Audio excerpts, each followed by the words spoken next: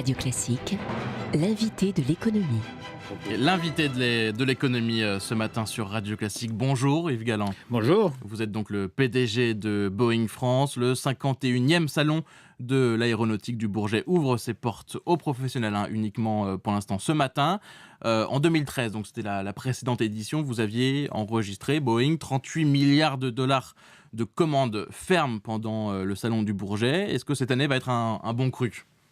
Écoutez, cette année sera un bon cru. Ça ne va pas être un cru comme l'année dernière, ni pour Airbus ni pour nous. Nous avons eu un record de commandes l'année dernière qui était à égalité environ 1450 commandes chacun. Ce qui fait que nous avions gagné encore une année de backlog. Nous sommes dans une situation sur laquelle nous avons des commandes pour 8 ans devant nous. Donc c'est absolument exceptionnel. Et puis nous avons une différence par rapport à Airbus. Airbus concentre beaucoup ses commandes au salon. Nous les annonçons au fil de l'eau sur l'année. Par exemple, l'année dernière, nous avions des commandes donc à égalité. Airbus avait annoncé à Farnborough 34% de ses commandes de l'année et nous 14%. Alors il faut dire en ce moment que le secteur de l'aéronautique est porté par une croissance qui est assez exceptionnelle. Un chiffre qui est quand même très révélateur, dans les 20 prochaines années, le nombre de passagers devrait passer de 3 milliards à 7 milliards chaque année. Et donc sur la même période, la flotte d'avions commerciaux va doubler. Bref, le climat vous est extrêmement favorable. Alors vous connaissez parfaitement la situation.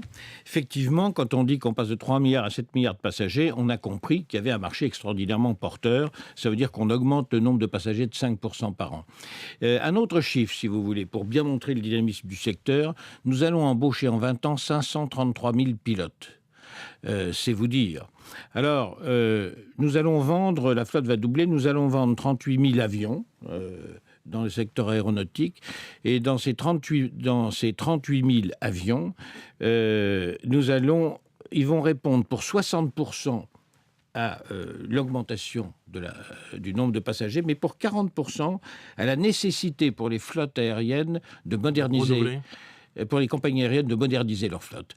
Parce qu'aujourd'hui, nous avons des avions comme le 787 de Boeing qui ont des économies de carburant de 20 à 30% par rapport aux avions existants. Comme c'est le principal poste d'exploitation des compagnies aériennes, les compagnies aériennes doivent absolument moderniser leur flotte. Donc, ce sont les deux paramètres conjugués qui font ce dynamisme du secteur. Alors, vous en parliez, vous allez livrer près de 40 000 nouveaux avions dans les 20 prochaines années, c'est colossal.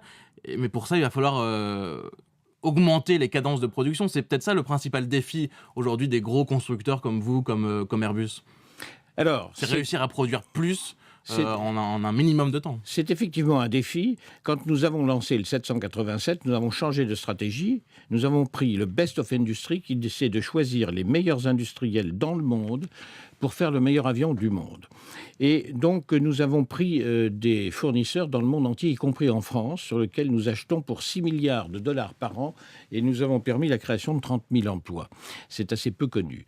Et donc, nous avons toute cette chaîne de fournisseurs qui doit évidemment pouvoir s'adapter à l'augmentation des cadences. C'est pour ça que nous anticipons les informations que nous donnons sur l'augmentation des cadences et que nous y allons progressivement. Nous pourrions aller plus vite si nous n'avions pas cette contrainte. Par exemple, sur le 737, qui est votre best-seller, vous allez passer de 42 avions qui sortent chaque mois de vos usines de production à 52 par mois en 2018. Donc c'est quand même assez important comme augmentation. Comment on fait pour produire plus tout en ne rognant pas sur la qualité et puis sur la sécurité, évidemment, qui sont des enjeux essentiels ? Alors, il est totalement exclu de rogner sur la qualité ou sur la sécurité. Ça, c'est inenvisageable, tout simplement. Mais nos fournisseurs et nous-mêmes, puisque nous produisons un certain nombre des composants des avions, nous sommes extrêmement rigoureux. Vous savez, toutes les pièces des avions sont vérifiées à l'entrée, sont vérifiées à la sortie. Donc, nous sommes extrêmement rigoureux. Et je vous dis, nous montons en cadence progressivement. Mais vous savez, toutes nos cadences augmentent. Aujourd'hui, le 787 est produit à 10 exemplaires par mois, ce qui est énorme. Nous avons aujourd'hui, dans le 787, 280 avions qui volent, 283 exactement. Il y a eu plus de 40 millions de passagers qui ont volé sur cet avion révolutionnaire, d'ores et déjà. Et nous avons des retours des compagnies aériennes sur l'économie d'exploitation, des passagers, sur retrouver le plaisir de voler, qui sont remarquables. Alors, il y a tout de même un petit point noir dans ce climat qui vous est très favorable, c'est le dollar fort. Même Barack Obama a dit lors du dernier G7 que ce dollar fort était un problème pour les entreprises américaines. Ça l'est pour vous, pour Boeing ? Alors, l'évolution du dollar depuis à peu près un an et demi, est évidemment un défi, c'est un challenge. Quand il y avait un dollar faible, Airbus disait que leur marge était rognée, était handicapée par la parité monétaire. Nous n'avons pas la même analyse. Nous sommes mondiaux. Je viens de vous le dire, nous avons des fournisseurs dans le monde entier. Nous achetons en zone euro, nous achetons en zone dollar. Airbus également. Et donc, c'est un challenge sur lequel nous devons compenser par une remarquable productivité. Donc moins d'impact sur les marges qu'Airbus, selon vous? Moins d'impact sur les marges que ce que disait Airbus.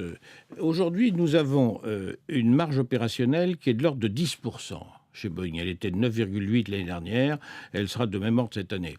Airbus a des marges de l'ordre de 6%. Donc nous allons bien voir si les parités monétaires changent ce phénomène. Je n'y crois pas une seconde.